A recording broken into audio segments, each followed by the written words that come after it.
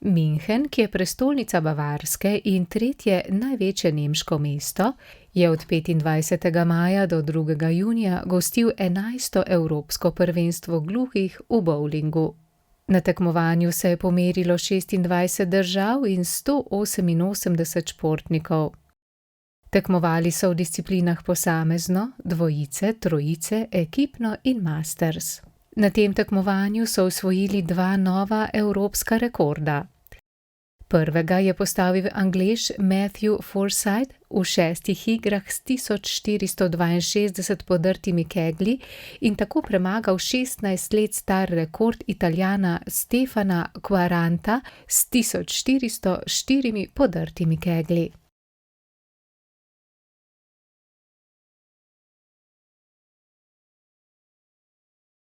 Drugega je dosegla Ukrajinka Katerina Kovalčuk, ki je s 1334 podrtimi keglji podrla 4 leta star rekord Rusinje Nadežde Korablinove s 1296 podrtimi keglji.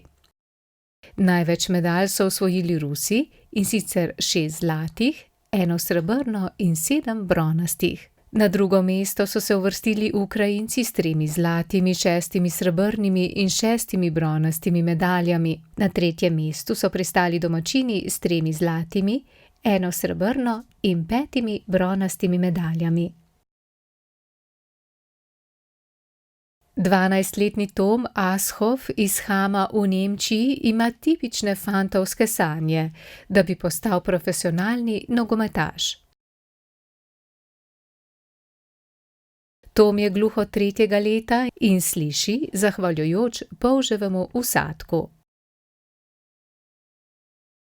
Njegova največja želja je, da bi igral v nogometnem klubu Borussia Dortmund.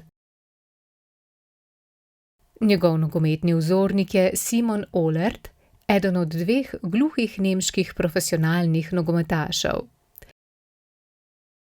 Na Bavarskem te dni poteka mednarodni nogometni tabor gluhih nogometašev, ki ga vodi prav Simon Ohlert in katerega se je udeležil tudi Tom.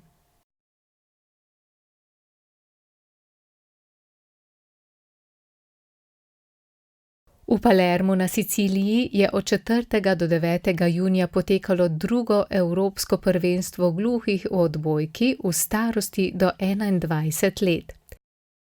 Prijavilo se je 5 ženskih in 5 moških ekip. Pri ženskah so evropske prvakinje postale Rusinje, Italijanke so bile druge, tretje pa Ukrajinke. Pri moških so evropski mladinski prvaki postali Rusi, drugi so bili Ukrajinci, v boju za tretje mesto pa so Turki premagali Italijane. V ruskem mestu Vladimir, ki je od Moskve oddaljen 200 kilometrov, se je od 14. do 18. junija odvijalo 3. svetovno prvenstvo gluhih v rokoborbi za kadete v skupini U17 in mladince v skupini U12 ter 5. svetovno prvenstvo za člane. Rokoborci so se pomerili v 2 slogih, grško-rimskem in prostem slogu. Pri prvem borci uporabljajo le zgornji del telesa in roke, pri drugem pa omejitev ni in so dovoljeni tudi nožni prijemi. Prvenstva v grško-rimskem slogu se je udeležilo 14 držav. Tekmovanja so potekala v 3 starostnih kategorijah s 139 rokoborci. Prvenstva v prostem slogu se je udeležilo 12 držav, in sicer 32 kadetov, 46 mladincev in 73 članov. Na vseh tekmah so največ medalj pobrali Rusi. Gluhi 20-letni južnokorejski tenisač Lee Da-hee je v svoji državi vzhajajoča teniška zvezda. Oglušil je pri 2 letih, pri 14 letih so ga poslali v šolo za gluhe.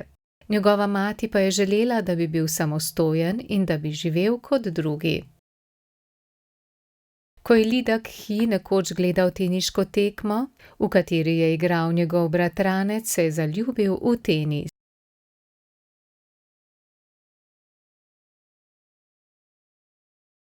Starši so njegovo željo po uspešni teniški karieri v celoti podprli, drugi pa so menili, da zaradi gluhote v profesionalnem športu nima nobenih možnosti. Kljub temu sta starša verjela, da sinu v tenisu lahko uspe.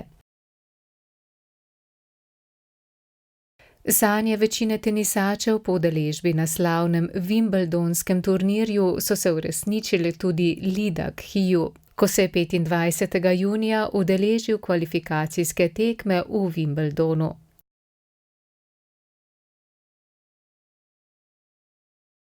Tam se je pomeril z madžarskim tenisačem Attilo Balasom, ki je 185. na svetovni lestvici ATP in žal izgubil 6:3, 5:7 in 6:1, zato se ni mogel uvrstiti naprej.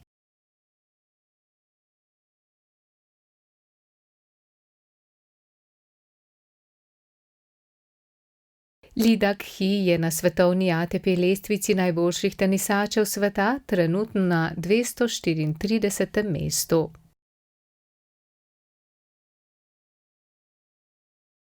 Z oddajo Mednarodne športne novice smo končali. Hvala vsem, ki nas spremljate. Glejte nas spet prihodnji mesec. Nasvidenje.